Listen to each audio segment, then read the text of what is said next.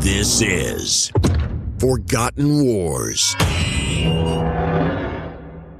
It is impossible to capture the entire history of Irish Home Rule in under 1,500 words. But this episode gives you a 30,000-foot view of the story of Irish Home Rule. Having this 30,000-foot view may help you better understand why the British handled South Africa the way it did in the 1870s, 1880s, and 1890s.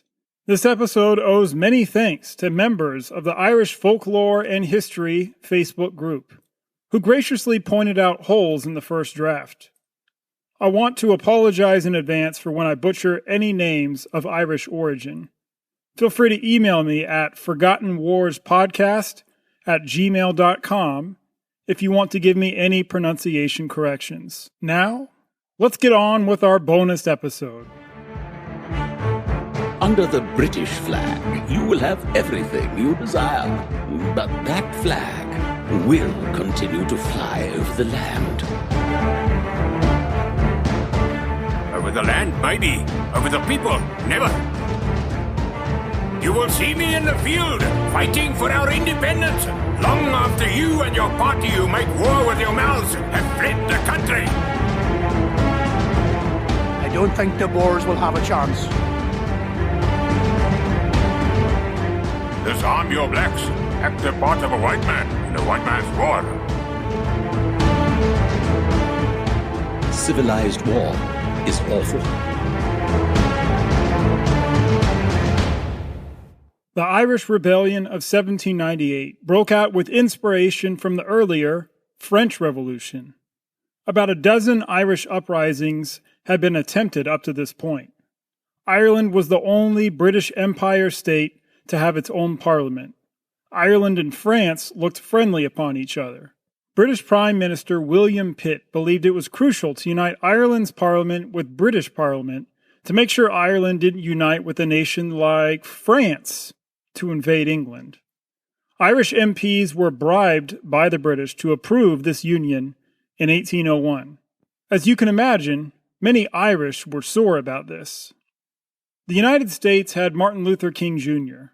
The Irish had Daniel O'Connell. Daniel O'Connell's beliefs on nonviolence actually influenced both Dr. King and Gandhi, as well as Frederick Douglass, who visited Ireland.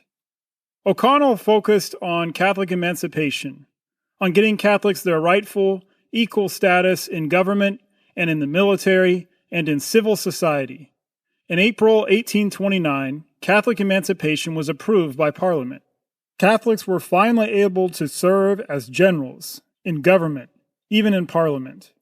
O'Connell then turned his attention to repealing the 1801 Act of Union. O'Connell's movement was the dominant force in Ireland until Ireland's most infamous potato famine. 1 million Irish lost their lives during the potato famine that ravaged the island from 1845 until 1852. To add insult to death, landlords, many of them British, evicted 500,000 Irish from their cottages. 500,000 Irish made indigent by the famine. Over 200 Irish families lost their farms. Family-owned farms reduced from 300,000 to 88,000. Landlords consolidated their estates, tripling the size of large estates. The ensuing resentment led to Michael Davitt forming the Irish Land League with Charles Parnell. Davitt's own father was evicted as a tenant farmer in 1856. Several failed violent rebellions also were suppressed during and after the Irish potato famine. Charles Parnell also formed the Irish Parliamentary Party. He insisted on nonviolent confrontation. The ILL would boycott landlords who evicted tenants. No one would rent or work for these boycotted landlords. Parnell continued to build parliamentary momentum for Irish Home Rule, for an Ireland much like the one that preceded the 1801 Act of Union. Most Irish nationalists were Catholic. Not all Irish were on board. Irish Unionists around Ulster, Northern Ireland, a predominantly Protestant area, opposed Home Rule. They feared a Catholic-ruled Ireland. They feared an economically depressed Ireland, as northern Irish cities like Belfast were much more prosperous than the rest of Ireland. William Gladstone emerged as a sort of British champion for the Irish. He disestablished the Church of Ireland in 1871 during the first of 4 times he served as Prime Minister. This disestablishment stripped the Protestant Church of Ireland of its entitlement to collect tithes from the people of Ireland, whether they were Protestant or Catholic. He helped pass 2 different land acts in Ireland to give renters more rights and satisfy the demands of Parnell's Land League. Parnell and his Irish Parliamentary Party worked with Prime Minister William Gladstone's Liberal Party on the first Home Rule Bill. Joseph Chamberlain and other Liberal MPs broke with their party, so this 1886 bill failed to attain a majority in the House of Commons. This bill's failure split the Liberal Party. Irish Home Rule efforts were further sidelined when Parnell's adultery with an IPP supporter's wife came to light in 1899. Despite calls from most of his IPP lieutenants and Gladstone to resign as the IPP's head, Parnell refused. This split the Irish Parliamentary Party. Home Rule efforts were sidelined. The appeal of violent insurrections further fueled. Parnell died of pneumonia in 1891. Gladstone, during his 4th time serving as Prime Minister, succeeded in passing an Irish Home Rule Bill through the House of Commons in 1893. This bill took more time to debate than any other bill in the 19th century. 1,390 speeches lasting 210 hours were delivered on this bill. But the House of Lords, the far more conservative, unelected branch of the British legislature, refused to approve this act. For over a decade afterward, the Liberal Party showed no willingness to burn political capital on Irish Home Rule. Conservatives took power in Parliament in 1895. They encouraged economic development in Ireland. Conservatives passed legislation buying out landlords in Ireland so that tenants could have the opportunity to own property. However, these efforts didn't pacify Irish nationalism. John Redmond took leadership of the Irish Parliamentary Party in 1900. He hoped to achieve Home Rule for Ireland peacefully while still remaining part of the British Empire. Liberal Prime Minister Henry Asquith proposed a 1910 bill that would force the House of Lords to accept budget bills passed by the House of Commons. The bill still left the House of Lords freedom to delay passage of Commons bills for 3 sessions, about 2 years. This bill removed the last barrier to Irish Home Rule.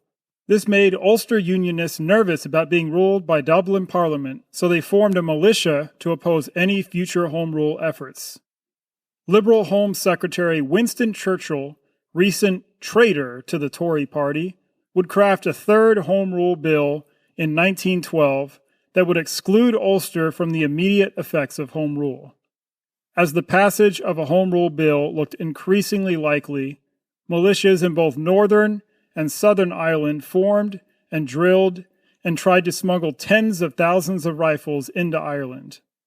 The British did little to stop Ulster Unionists from arming, but used armed force to stop Irish volunteers from arming. Just after World War I broke out, Liberal PM Henry Asquith signed a Home Rule bill. However, he and IPP leader John Redmond agreed to delay the enactment of the bill until after World War I was over. Many around Europe thought this war would be over by Christmas. Militias in both Ulster and the rest of Ireland enjoyed short-lived friendship as over 100,000 of their members and other Irish volunteered to serve with the British Army. World War I continued into 1916. Unity between Irish factions did not. As a matter of fact, many returning Irish World War I veterans found they were better off keeping their service a secret, since many Irish saw them as traitors for serving with the British. After a failed attempt to acquire 20,000 rifles from Germany, and many rebel leaders tried to call off a planned uprising, James Connolly and other Irish rebel leaders insisted on following through.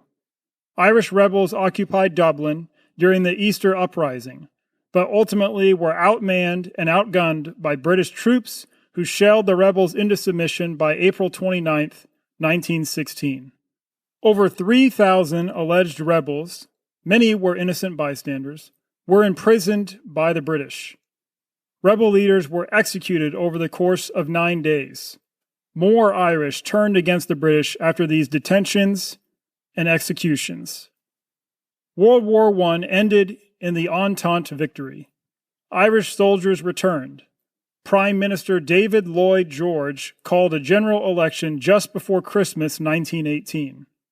Lloyd George's coalition remained in power, but he didn't implement the home rule that so many Irish craved. In 1919, $5 million was raised in the U.S. to aid resistance against British rule. Michael Collins led a guerrilla war in Ireland against the British. The Irish Republican Army, the IRA, led a terror campaign against British authorities in Ireland. Lloyd George sent more British war veterans to ensure more law and order in Ireland. Sectarian violence between Irish Catholic nationalists and Protestant Unionists increased in Ulster, especially after the Ulster town of Derry elected its first Catholic mayor. IRA terror and British police reprisals claimed the lives of dozens of people as 1920 dragged on. Lloyd George proposed the Fourth Irish Home Rule Act towards the end of 1920. The act granted Southern Ireland 26 counties and Northern Ireland 6 northern counties.